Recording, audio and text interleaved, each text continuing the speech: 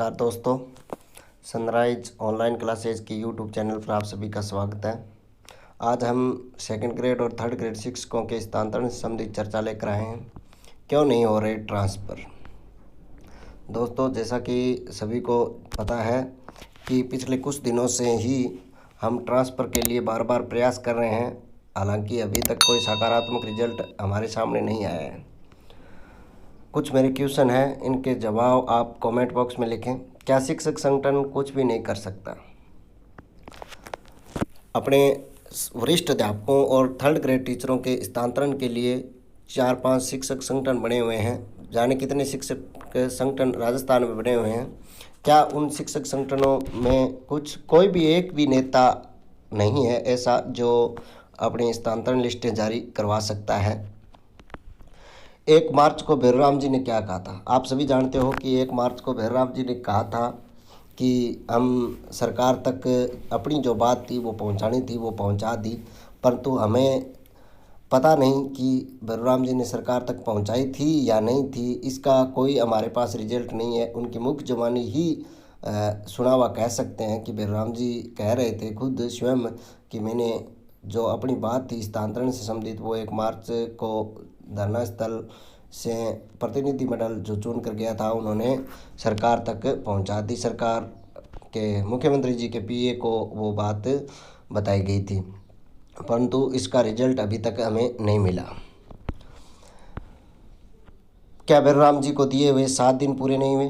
भैरवराम जी कह रहे थे उस दिन 1 मार्च को धरना स्थल से, लाइव भी थे, मेरे वीडियो लाइव है भैरवराम जी के, जो आप लोग सुन सकते हो प्ले लिस्ट में जाकर। भैरवराम जी ये बोल रहे थे कि 7 दिनों में स्थानांतरण नीति बन जाएगी, 7 दिनों में अपने सकारात्मक रिजल्ट आ जाएगा, 7 दिनों में सेकंड ग्रेड के ट्रांसफ़र लिस्ट जारी हो जाएगी। परंतु अभी 7 दिन पूरे हुए नहीं है भैरवराम जी के शायद तक। आज तारीख 12 हो गई है, 1 तारीख से आज 12 दिन हो गए हैं, परंतु अभी तक कोई संघ है भैरवराम जी का जो कुछ भी जवाब नहीं दे रहा है। क्या थर्ड ग्रेड शिक्षकों की स्थानांतरण नीति बनी? उस दिन 1 मार्च को थर्ड ग्रेड शिक्षकों की भी स्थानांतरण नीति की बात जोर से चल रही थी। सबसे ज़्यादा थर्ड ग्रेड शिक्षक ही धरने स्थल पर पहुंचे थे और आर.सी. जाखड़ साहब बहुत अच्छे वक्ता थे उस टाइम पर 1 मार्च को, और रियल में लग तो ऐसा रहा था कि अब की बार तो ट्रांसफ़र लिस्टें जारी होके ही रहेगी। भैरवराम जी और आर.सी. जाखड़ की जब बातें सुन रहे थे तो ऐसा लग रहा था कि ट्रांसफ़र लिस्टें 1-2 दिन में ही जारी करनी ही पड़ेगी सरकार को, परंतु वो जोश अभी तक हमें दिखाई नहीं दिया। 7 दिन का टाइम अवश्य पूरा हो गया। शिक्षक संघ रेसला का अनशन 7वें दिन भी जारी है और अनशन पर बैठे व्याख्याता की बिगड़ी तबीयत खराब होने के बाद अस्पताल में कराया भर्ती। 8 में से 4 व्याख्याताओं की बिगड़ चुकी है तबीयत। पदोन्नति को 80-20 अनुपात की मांग को लेकर अनशन।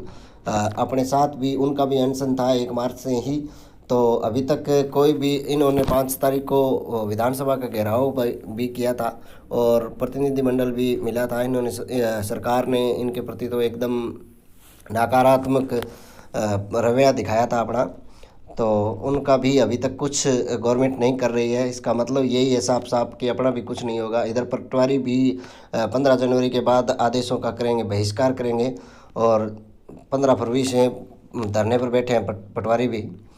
और यहाँ देखें तो 17 दिन से आरपीसी के बाहर भी धरना दे रहे हैं स्कूल व्याख्याता भर्ती 2018 के चयनित विद्यार्थी, और उनकी भी चिंताजनक स्थिति है।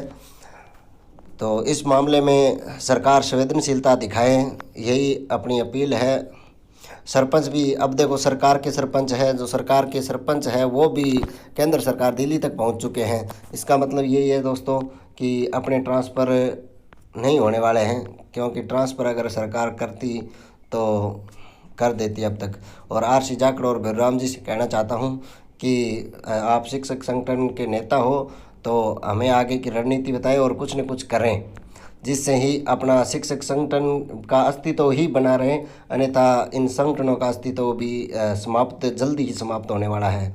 क्योंकि अब अधिकांश टीचरों का, मेरा तो एकदम उतर गया है, शिक्षक संगठनों से विश्वास भरोसा भी चला गया है, और अधिकांश टीचरों का जो थर्ड ग्रेड और सेकंड ग्रेड अध्यापक है उनका संगठनों से भी भरोसा गायब हो रहा है।